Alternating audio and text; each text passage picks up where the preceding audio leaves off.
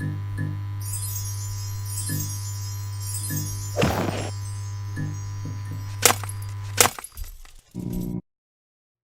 everybody, my name is Nick Starwind and welcome once again for this, our third and most exciting installment of the subject that starred it all and will never get boring on this channel, and that is the missing coach. Wow, what a journey we have been on.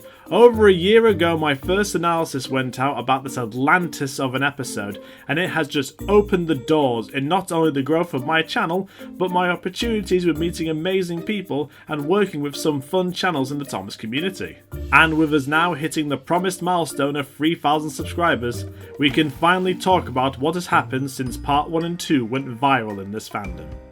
This video will cover as much as possible on the episode Lost to Time, repeating some of the points I have brought up in the previous videos, while at the same time correcting many of my theories as well, including, as you know, the true identity of the missing coach itself after over 30 years of secrecy from the crew at Clearwater Features, Hit Entertainment, Mattel, and even with our own fan communities such as the Soda Island Forum. You're probably thinking to yourself, Nick, is this the Watergate scandal of the Thomas community or something? But I assure you it's nothing as serious as that. Just oversights from many different people over the years and the dedication of fans who wanted to find the truth, leading to this very moment. As always though, remember to like, share, subscribe to keep up to date with my channel for future videos, and also if you can, spare some change governor by donating in the links below. So let's not waste any more time. You know what this is, you know why we are here, so let's crack on and enter the Starwind Zone. A year has gone, but a question still remains. Of lost stories in an abyss of forgotten memories. Waiting for a hand to replace the derailed train of life. With a joke so overdone, it is being written by someone else. But this is what happens when you enter the Starwind Zone.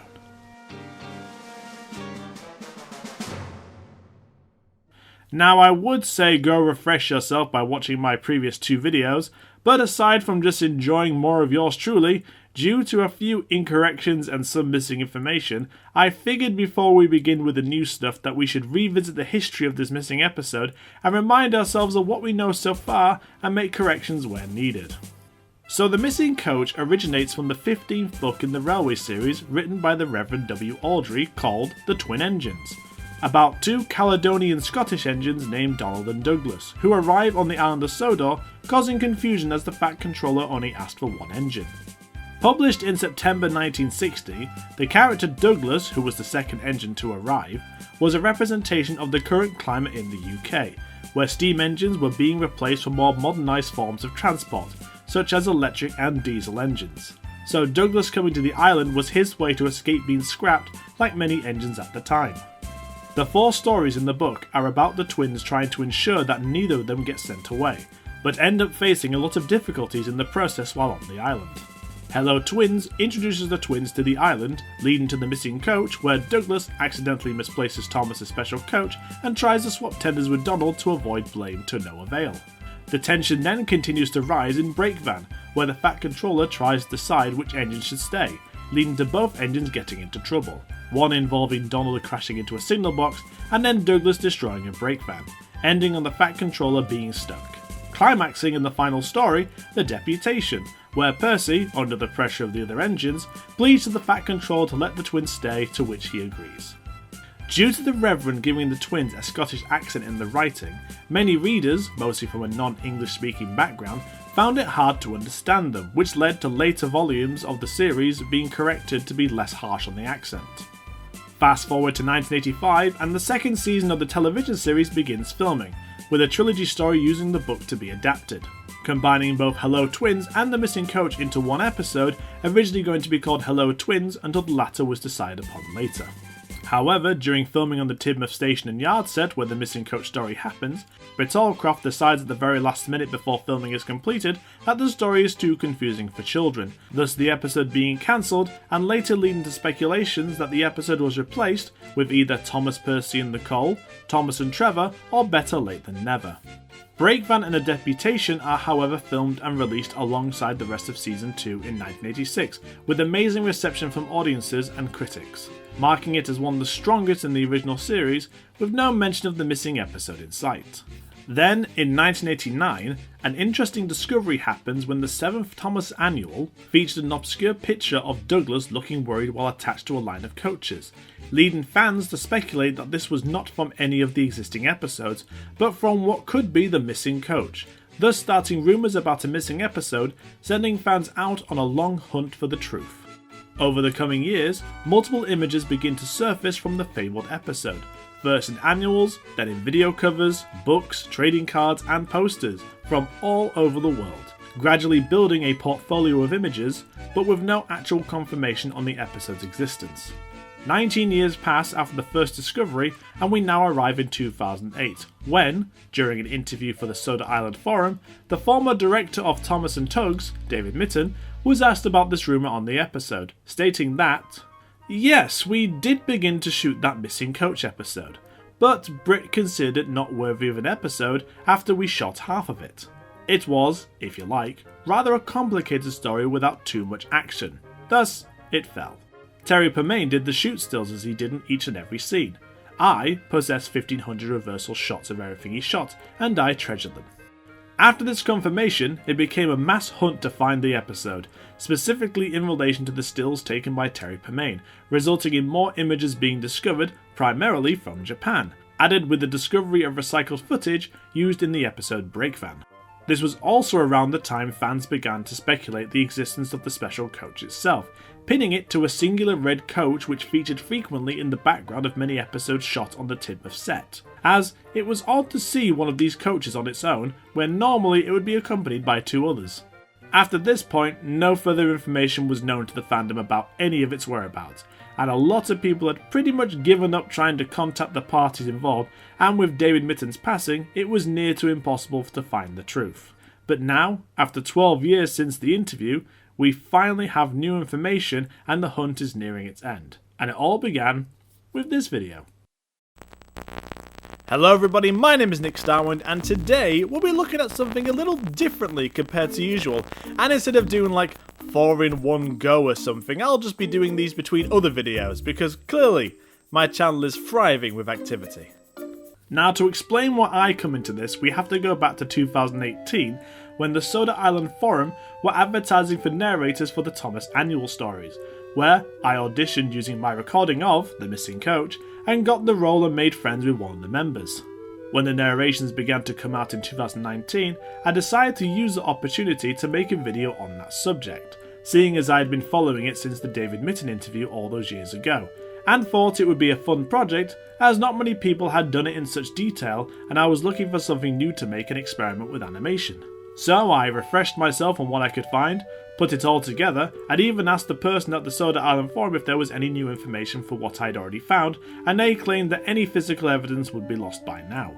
So I made the first video in October 2019, but soon afterward heard about the Red Coach theory and also about the remasters, which prompted me into making part 2 in March 2020, which, partly due to COVID and the change in the YouTube algorithm, I actually got the attention of the Thomas fandom and reignited the passion for this episode, sparking a brand new hunt. This is where we get into the leak saga of our story, starting in May when the Thomas and the Magic Railroad workprint was leaked online, which I received a copy of for me to review, bringing me back to the Soda Island Forum connection, asking what I should really do about this, leading me to sending him a copy for them to archive. Then, nothing happened. I was busy writing the review for the workprint, and all the parties involved were on a witch hunt to find out who the original leaker was. And, as you may recall from the drama involving my video, we know how well that went. At the same time, I had learnt about the Terry Permain stills, and figured that the best option would be to get in contact with Mattel to see if this could be confirmed, to which I was led down numerous dead ends by Mattel, one in particular to an old Hit Entertainment email address that just kept bouncing back. I even tried to contact Britt Allcroft herself to get confirmation on them, but to no avail. And remember, this was before I got on her bad side, so I left it for dead, joking about a possible part 3 in future. But then, something strange happened. You've got mail. I woke up on the morning of the 12th of May to receive a strange Facebook message that had a timer and 2 images attached, and it was the biggest surprise I had ever seen. One was Douglas without a tender, and the other was the most amazing discovery, the actual special coach sitting in a siding. After all these years, here it was, the real deal. What people had been searching for since its confirmation, and here I was witness to it. It was like the end of a holy crusade, and I was speechless. And guess where this had come from? The Soda Island Forum, to help confirm some of my theories about the episode in part 2.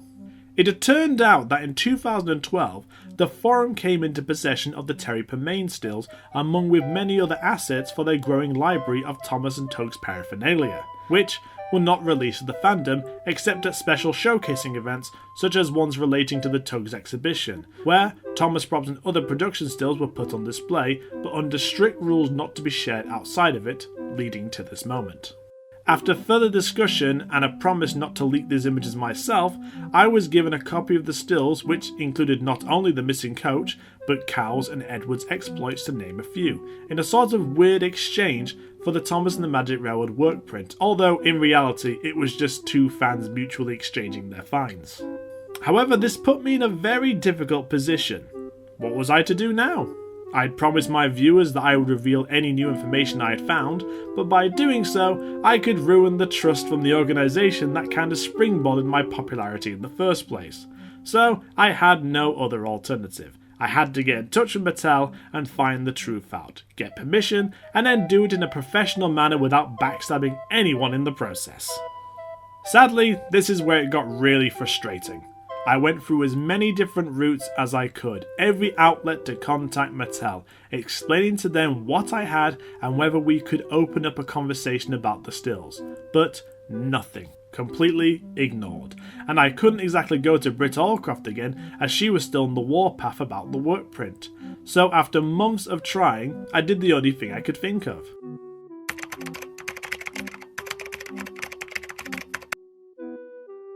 In the time since those videos were released, I'd made a few contacts in the community and figured if anyone knew someone, they would be able to help me get in touch with the right people, considering I was trying to do the right thing, contrary to what I'd been advised upon by other people, and I wanted to ensure that this went as smoothly as possible without throwing anyone else under a bus. But no sooner did my tweet go out on August the 8th, it happened. 2 days later, a user leaked 2 images, the exact same 2 images I'd received back in May, the ones that started the chain reaction to this point, and it was insane. I was flooded in an instant with DMs and comments from all over the place from people wanting to tell me about it, asking me if they were the images I was trying to get permission for, asking if they were real, asking who they came from, and asking if I was the person who leaked them, and I went as pale as a ghost because I knew what would happen next, and it did. You've got mail. So everyone at the forum instantly pointed at me as the leaker, which led to multiple conversations where I had to stand my ground for not being the leaker, although admittedly being the spark that led to it with my tweet pleading for contacts, which I took full responsibility for. It wasn't so bad though. The surge of support and creativity from the fandom was astounding, with tons of fan art pieces ranging from drawings to recreations of Trains adaptations, with the collective shock and annoyance at the big reveal of this 30-plus-year-old secret.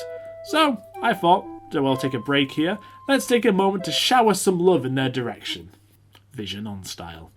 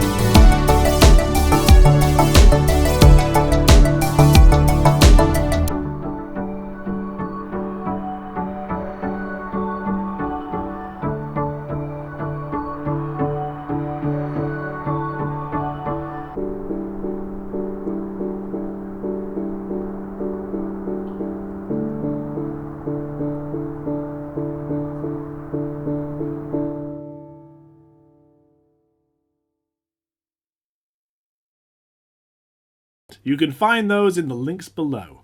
Anyway, back to the story. Although a lot of drama kicked up about the whole leak situation, the ability to stop the leaks, however, were impossible, as within 2 weeks of these 2 images being released, the remaining collection of stills were let free onto the fandom. Oddly enough, by a user on Twitter posing as a Thomas and Friends character, Sir Robert Normandy, claiming that they had purchased these images themselves and choosing to leak them onto the internet, thus sparking even more cheer within the fandom, if not some with sympathy towards my situation, even though at that point I'd pretty much just prepared for the worst anyway and accepted that what will be will be. But here are some interesting facts that you may not be aware of involving these leaks, as although these were the legitimate leaks of the production stills, there were actually some videos in the past that revealed the coach to everyone before they realised, which came to light once the coach was discovered. In November 2012, the same year that Soda Island Forum received the stills of the episode, YouTube user Rail Rider uploaded a video called Train Short, Busy Busy Busy, which featured the Express with Thomas' special coach attached to the back, making it one of the earliest known videos to leak it without anyone realising it was a leak. Then, more recently in June 2019, user Carson, Lots of Numbers Video Workshop, upload a trains video titled Ffarquhar Fumble, which also depicts the true identity of the missing coach in the background of the scene. Now I can't find any other videos that did this during that time, but I will admit I did it as well, which not one of you realised until I pointed it out to you, as during that time when I was being cancelled for my work print video, I had made pixel art images of Douglas with the coach, leading to the intro that was featured in the 2K subscriber Q&A video back in June 2020. And much like the other videos, this was for a bit of fun and knew it wouldn't cause any issues. Since then, however, no further information has been discovered and we are now in the present day. So let's move on and take a look at what we have here. So the production stills taken by Terry Permain are a selection of photo slides that are normally created to test lighting and colour grading before actually going for a take, and other times to experiment with different camera angles for alternate takes, which are later cut during the editing process. Now the file which I received contained, as I said before, the master set of stills for not only the missing coach, but from Cows, Percy's Signal, Brake Van, Percy's Predicament and Edward's Exploit, with all the shots varying in order, possibly giving some hints of the production schedule for these episodes, despite the odd labelling of the master sheets being marked as episode 43, which in the series is the Deputation, meaning at some point they had to rearrange the episode orders, either to accommodate the replacement episode, which we will discuss later, or just for a better running order once all the editing was complete. Now, if we remove the stills from the other episodes, we are left with a total of 21 shots from the missing coach, with 13 of these being repurposed for promotional materials as stated before, and also being used to pad out other stories, such as these images being repurposed for Duck Takes Charge in the BuzzBook series, which I found while trying to locate better quality images of these ones. We also have 3 stills that have definite footage accompanying them, which were repurposed for other episodes, like these 2 images which were used in the beginning introductions for Brake Van, although the second one being a close panning shot rather than the wide shot as shown here. The third is very fascinating, however, as you have to be paying really close attention to know where it's being recycled. As we see here, the shot is of James looking very cross while pulling some trucks into a siding, but when we refer to the opening sequence of Saved from Scrap, we actually now know that it was an end of a long panning shot, as the engines bustle about the yard, as stated in the beginning of Hello Twins. More and more people travelled on the Fat Controllers Railway. More and more ships came to the harbours. Everyone had to work very hard indeed. The only reason we know this is because just before we transition to Edward on the turntable, we see James's tender in the same position as the still seen here, meaning that this was meant to continue and rest on James grumbling, making this the most recent discovery to the missing coach history, and also proving that the Knapford Yard set was built before Tidmouth Yards, because this is the only shot from the episode that takes place in a different location, excluding Tidmouth Sheds, which in my theory was filmed before Tidmouth Yards 2, showing that they were still committed to the episode until shooting on that Tidmouth Yard set. After all this, however, we are left with a total of 7 brand new images, piecing together the entire production shoot of this episode before it was scrapped by Britt Allcroft, so let's take a look at them. So these 3 images here show 3 close-ups of Gordon, Henry and one of the twins, most likely Donald in Tidmouth Sheds, which matches up to these 2 images outside Tidmouth Sheds as well, most likely in the sequence where the big engines are making fun of the twins' whistles and they are being warned, which is shown by these shocked expressions on the 2 engines' faces, although looking more like they're about to be dumped in the sea than just warned, especially Gordon's expression. Moving on to this image now, we have another interior shot of the Fat Controller's office, of this mid-shot of the inspector talking to the Fat Controller, matching to these sequences of stills that I mentioned before where they are discussing how 2 engines have arrived rather than the one. Although what is more interesting is that they took the time to make this sequence, but didn't just reuse the same ones from Trouble in the Shed, seeing as they reused assets from Thomas's branch line in episodes like Better Late Than Never. But I can still admire the effort they were putting into it. Now we go on to what I would consider the last shot that was taken of the episode, as it is close to the climax of the story where Britt commented on the confusion that it would cause, and that is when Donald and Douglas swap tenders, and this image shows Douglas with Donald's tender by the turntable, although no accompanying shots to demonstrate the swap. Coming to the conclusion that just as they were filming this bit, the last minute change came into effect, making it a very unique shot to the series. This then leaves us with our 2 final images, with the biggest piece of treasure of all, the coach itself.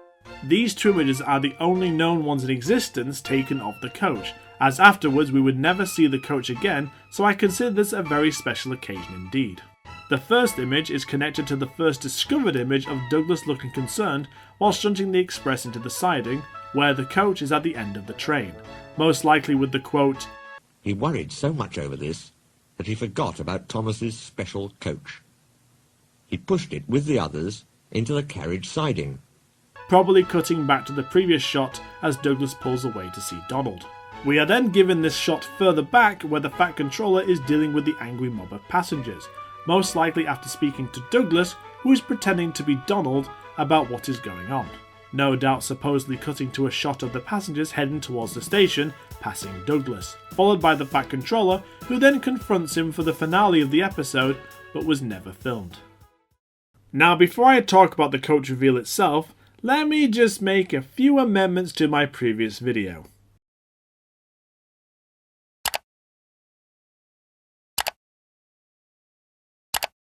There we go. Because this one goddamn image pretty much blew that video out of the water, because it debunked the one thing we all thought 100% we had figured out, and that this red coach, this hidden in plain sight on the goddamn set like it was David Mitton teasing as red coach, was actually a complete distraction from the real coach, meaning it was either a complete accident or purposely put there to distract us from the truth, because that is a dick move!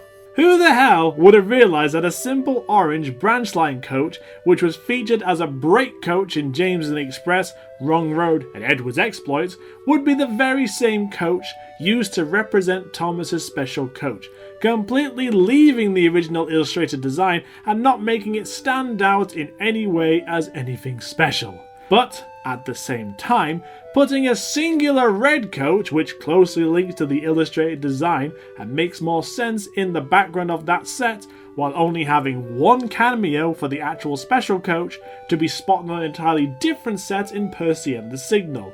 That is a level of trolling I can't even deal with. What the hell? But at the same time, it makes sense!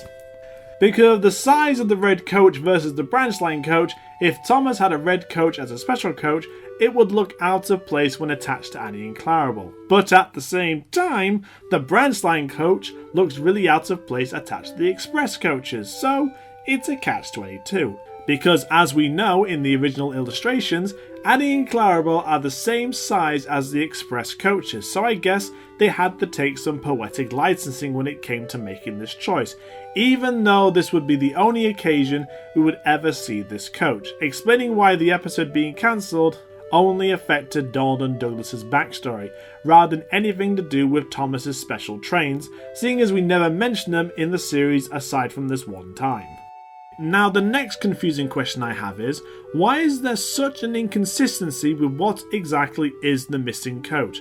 Because excluding the illustration, post-season 2 images still depict the special coach as a red coach, as shown in these later book illustrations and also in its merchandising, labelling a red coach featured in Gordon and the Gremlin as the special coach, thus confusing missing coach hunters even more so, as if there was some sort of issue with revealing what the actual coach was and having to mask it, because that is just weird. However, looking back on it all, I actually have no issue with this discovery, considering the logical nature of it being such a coach to match with Annie and Clarabelle, although in my opinion it should have also had a face and its own special name like, I don't know, Allison or something.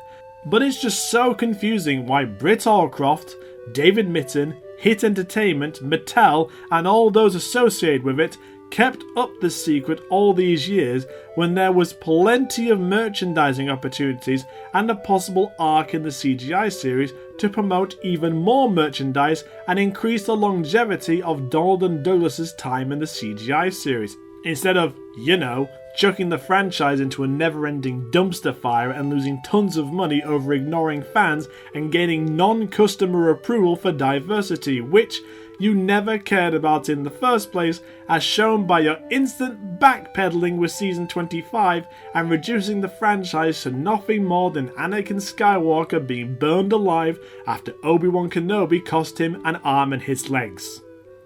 But that's just me. Moving on. So now the main question is, what is left to find? Now that the production stills have been revealed, all that is left are 3 items to complete the hunt and lay this to rest. One is the actual footage itself. Considering we have 3 out of the 21 shots, we still need to find all the remaining scrapped pieces of footage, which weren't even used for promotional or music videos later down the line, bringing us to the second item on the list, the audio track, which I believe was recorded before or during the production of Season 2 with the rest, going back to my original statement about the possible editing during Break Van at this scene. I had decided to send Douglas back and keep you. I'm sorry, sir, said Donald. I should think so too. Which in theory was cut as to give mention to the missing coach, and if that is the case, then the third and final item to be found is the script with either its working title, Hello Twins, or the final title, The Missing Coach, and also Break Van for the missing dialogue, which was used to plan out the entire episode, excluding the pre-production pack like shooting schedules and storyboards. I believe that when this episode was cancelled, they bundled everything involving it into a box and stored it away, excluding maybe the production stills and the footage recycled later, as this would be the only explanation as to why we never saw any of the other footage over the years. Where this mystery box is, I have absolutely no clue, but I have narrowed it down to a possible 3 locations, with very little to no ability to prove any of it because of how much of an enigma this has been all through the years. So, here they are. Number 1, Mattel. In my view, Mattel hasn't a clue of what exactly they own Thomas related. Otherwise, they would have taken full advantage of this whole mystery by now, especially with writers such as Andrew Brenner and Michael White at the helm, who, if they had any idea about it, would have attempted to do something or at least bring it up when interviewed to shed further light for us. The second possible is the Soda Island Forum. Considering they obtained these stills and own many other props and stills from the model series, who knows what else they have in storage that we have yet to find out. Although, we cannot pinpoint this, as we know many other props from the series belong to various fans of the community too, but considering they had more direct contact with Britt Allcroft, David Mitten, Hit and Mattel, it could be a possibility. And the third and final possibility is Terry Permain. Has anyone actually managed to get in touch with Permain about this subject? We know Britt hasn't confirmed if she has the footage or not, but it seems very unlikely she would even keep such a thing unless there was something to gain from it. And we know that David Mitten had the original stills, so considering Terry Permain was a cinematographer on the series, what are the chances that he may also possibly have the footage we are looking for? Although there was information floating around that he disposed a lot of stuff when he moved house and downsized, but seeing as we have no actual information on what he has and what he doesn't have, it's a possible third option. Until then, all we can do is wait for something to pop up again. But considering how fortunate I was to have this happen to me, unless we actually go full on with this and find the right contacts, we may never be able to fully 100% put this to rest.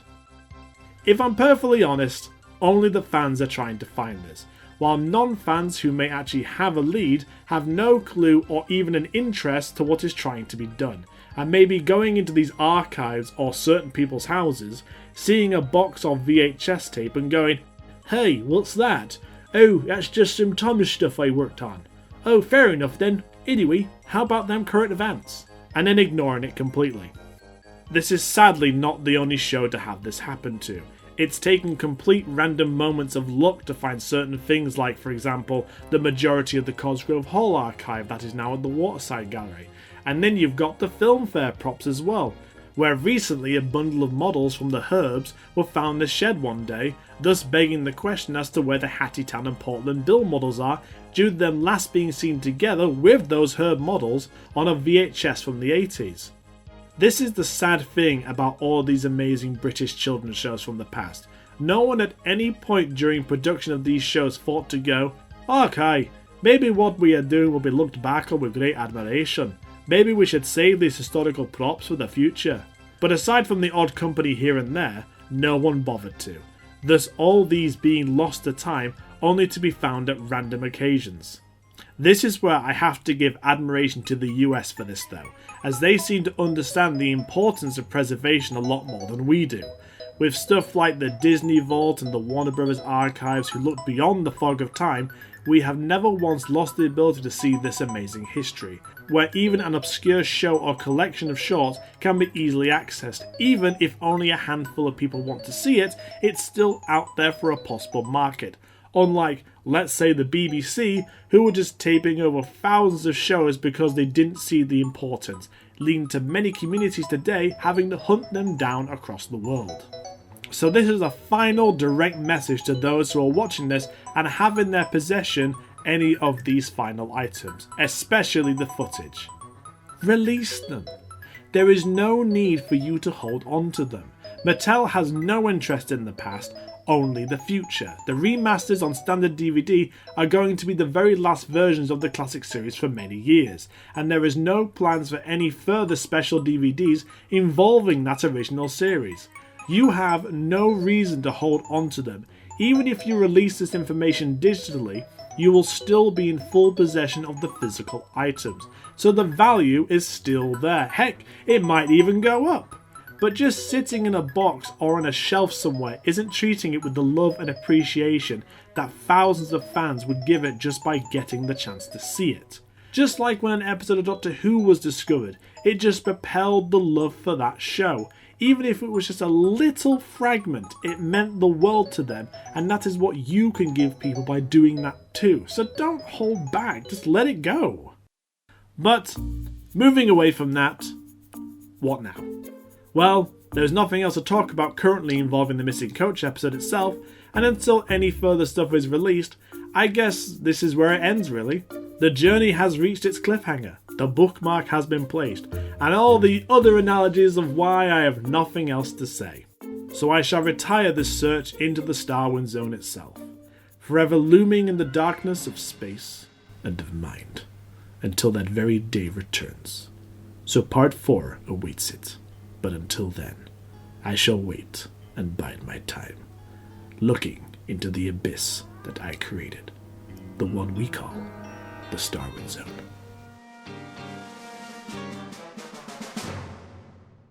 I would like to thank you for being part of this journey with me.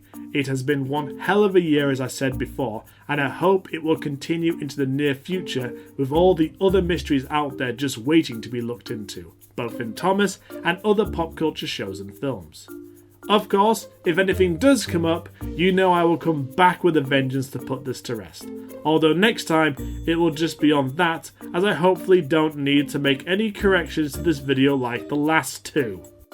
But until then, remember to like, share, subscribe, stick it on a badger, attach it to a brick, mail it to a bomb because they like a surprise, and if you can, spare some change, governor, by donating in the links below. and be sure to find me on Twitter and Instagram just to keep up to date and check out what else I am doing. As always though, I have been Nick Starwind, you have been my audience, and I shall see you next time.